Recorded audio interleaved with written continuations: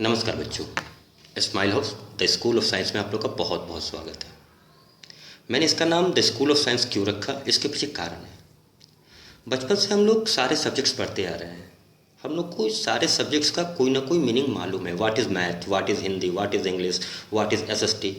वैसे what is science, science है क्या।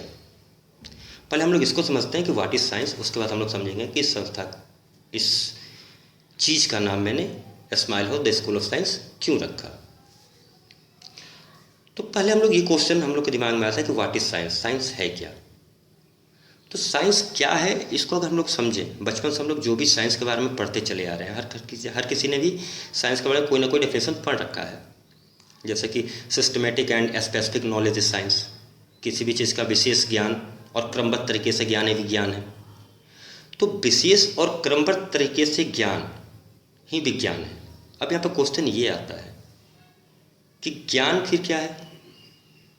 किसी चीज़ का ज्ञान जब विज्ञान है तो ज्ञान क्या है। यहाँ से दो सेक्टर बन जाते हैं, ज्ञान और विज्ञान। तो जहाँ तक देखा जाए तो सत्य की खोज करना ज्ञान है। और खोज करने के बाद जो निष्कर्ष आ रहा है, जिस निष्कर्ष पे हम लोग पहुँच पा रहे हैं, जिसका लिखित, जिसका प्रमाणिक हम लोग के पास प्रूफ होता है, उसको हम लोग विज्ञान कहते हैं। तो किसी भी चीज़ का ज्ञान ही विज्ञान है, किसी भी सब्जेक्ट का ज्ञान ही विज्ञान है। तो हम लोग इस डेफिनेशंस को अगर थोड़ा सा और देखें, ऑक्सफोर्ड के अनुसार देखते हैं कि the intellectual and practical activities encompassing the systematic study of the structure and behavior of the physical and natural world through observation and experiment। यानी कि बौद्धिक एवं व्यवहारिक गतिविधियों जिसमें अवलोकन और प्रयोग के माध्यम से भौतिक और प्राकृतिक दुनिया के व्यवहार और व्यवहार के व्यवस्थित अध्ययन शामिल हो, उसको विज्ञान कहते हैं। थोड़ा सा टिपिकल हो जाता है, इतने शब्दों को समझना और जानना बड़ा थोड़ा सा कठिन हो रहा है। तो इसको हम थोड़ा आसान भाषा में समझते हैं, जहाँ तक हम लोग समझ पा रहे हैं कि what is science, the study of nature. प्रकृति का ज्ञान ही विज्ञान है। अब प्रकृति का ज्ञान क्या है, इसको दो भाग हम लोग बांटते हैं, एक नेचुरल साइंस, एक सोशल साइंस। नेचुरल साइंस में बायोलॉजी, फिजिक्स, केमिस्ट्री या अर्थ साइंस इसको बोल सकते हैं। और सोशल साइंस में साइकोलॉजी एंड सोशलॉजी ये आ सकता है। तो बायोलॉजी सेक्टर को अगर हम लोग देखते हैं तो उसको भी हम लोग दो पार्ट में बांट देते हैं, बॉटनी एंड जूलॉजी। बॉटनी में क्या होता है, हम लोग पेड़ पौधे पत्तों के बारे में पढ़ते हैं, और जूलॉजी में हम लोग ह्यूमन बॉडी जानवरों के बारे में पढ़ते हैं।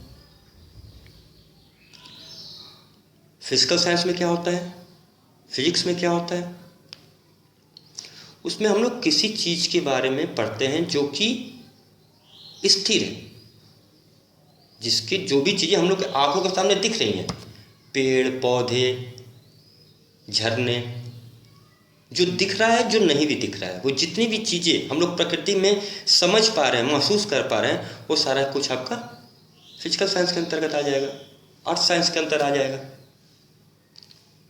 और सोशल साइंस में क्या हो जाता है कि साइकोलॉजिकल, यानी कि ह्यूमन ब्रेन के बारे में, जो इंसान सोच रहा है, जो उसका नेचर है, नेचर भी प्रकृति से ही मिला हुआ है। यानी कि प्रकृति से जुड़ी हुई जितनी भी चीज़ें आपके आसपास दिख रही हैं या महसूस की जा रही हैं, वो सारी चीज़ साइंस है।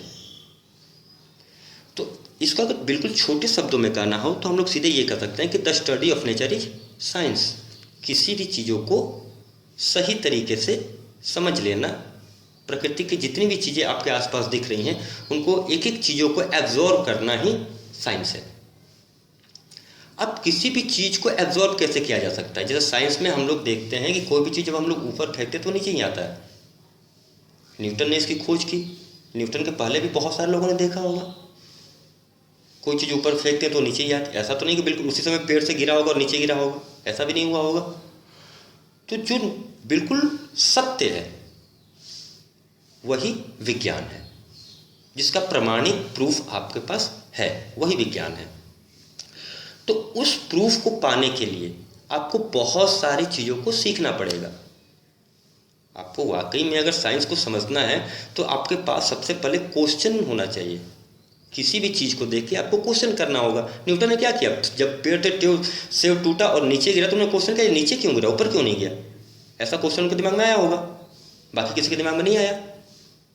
और जब उन्होंने ये देखा तो उन्हें मालूम हुआ कि गुरुत्वाकर्षण बल, ग्रेविटी है पृथ्वी में, कोई भी चीज़ जब ऊपर फेंकते तो नीचे आता है। तो उन्होंने इस चीज़ को महसूस किया और उन्होंने बताया कि इसी कारण से चंद्रमा जो है वो पृथ्वी के चक्कर काटता है, इसी गुरुत्वाकर्षण बल के कारण। तो जब उन्होंने सेब को टूट के गिरते हुए देखा तो उनके दिमाग में जो क्वेश्चन आया उसी क्वेश्चन के अकॉर्डिंग ही उन्होंने खोज की और आज उनका नाम है। तो साइंस का सीधा अर्थ यह है कि जितने भी आपके पास क्वेश्चन होंगे और उस क्वेश्चन से रिलेट करके अंडरस्टैंडिंग जितनी आपकी हाई होगी, यानी कि उस क्वेश्चन के जितने आंसर आपके दिमाग में क्लियर होते चले जाएंगे और जिस निष्कर्ष पे आप पहुंचते हैं वही विज्ञान है। आप किसी भी चीज़ को, जैसे सपोज करें बचपन में हम लोग ने बहुत एक छोटी सी बात से आपको समझाने की कोशिश कर रहे हैं कि हम लोग के सिर के ऊपर मच्छर, कभी कभी शाम क्या होता था सिर के ऊपर मच्छर आते थे, तो उसको देख के हम लोग ये सोचते थे कि आज हम लोग ने जो तेल लगाया सिर पे इस कारण से मच्छर आ रहे हैं। या फिर ये भी दिमाग में क्वेश्चन आता था कि शायद जो बाल मेरे ज़्यादा काले हैं इस कारण से मच्छर आ रहा हो, या फिर जो मैंने शैम्पू यूज़ किया इस कारण से मच्छर आ रहा हो। तो इस तरह के जो क्वेश्चन हम लोग के दिमाग में आ रहे हैं, यानी कि हाइपोथेसिस दिमाग में चल रहा है। हम लोग एक्सपेरिमेंट करते हैं उसको, आज वो शैम्पू नहीं यूज़ करेंगे, आज वो तेल नहीं यूज़ करेंगे, दूसरा तेल लगा के देखते हैं मच्छर उतने आते हैं कि नहीं आते हैं। ये एक्सपेरिमेंट होता है। और जब एक्सपेरिमेंट पर जो हम लोग निष्कर्ष पहुँचते हैं, एक थ्योरी लिखते हैं, एक उसका हम लोग का प्रमाण बनाते हैं कि हाँ इस कारण से मच्छर आते हैं। हम लोग अपने बाल को कलर कर दूसरे कलर में करके देखते हैं कि उस पर मच्छर आ रहा है कि नहीं आ रहा है। तो इस तरह से जो निष्कर्ष आते हैं उसके अनुसार हम लोग जो होता है वो लॉ ऑफ नेचर होता है, यानी कि वो बिल्कुल प्रूफ होता है आपके पास कि हाँ इसी कारण से ये काम हो रहा था। तो इस तरह से जब आपके दिमाग में क्वेश्चन आते चले जाएंगे और आप उस पर काम करते चले जाएंगे तो आपसे गलतियाँ भी होंगी। गलतियाँ अगर नहीं करेंगे तो आप सीखोगे कैसे। अल्बर्ट आइंस्टाइन ने जो कहा था कि वो anyone who has never made a mistake has never tried anything new.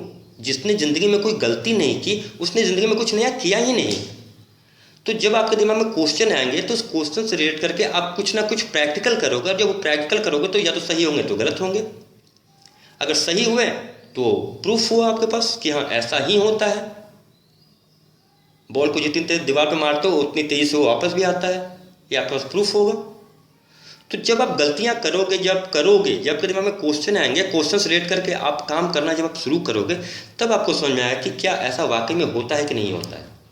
और अगर होता है तो सिर्फ आप ही के लिए होता है कि सबके लिए होता है। ऐसा तो नहीं कि सिर्फ आप ही के लिए वो हो रहा हो। और अगर सिर्फ आपके लिए हो रहा है तो साइंस नहीं है, उसको हम लोग विज्ञान नहीं मानेंगे, क्योंकि वो सबके लिए अलग अलग नहीं हो सकता है। यहाँ पे हम लोग फिर से लौट के आते हैं कि जो हम लोग सोशल साइंस पढ़ते हैं, हर किसी की सोच, यहाँ पे साइंस को दो पार्ट में बांट दिया गया है, नेचुरल साइंस और सोशल साइंस। सोशल साइंस में आपका नेचर आ जाता है, आपका स्वभाव आ जाता है।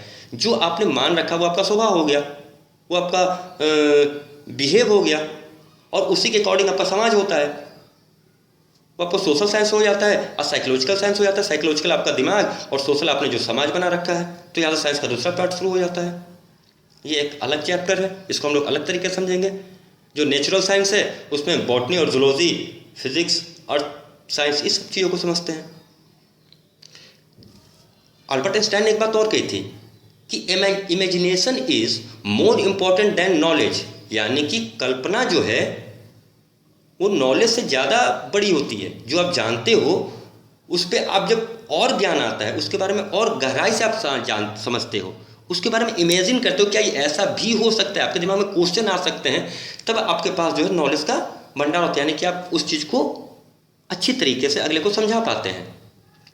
तो जितनी आप कल्पना करते हो, जितनी आपके दिमाग में क्वेश्चंस होते हैं, उसी के अकॉर्डिंग आप एक्ट करते हो, और उसी के अकॉर्डिंग जो आपके सामने रिजल्ट आते हैं वही साइंस है।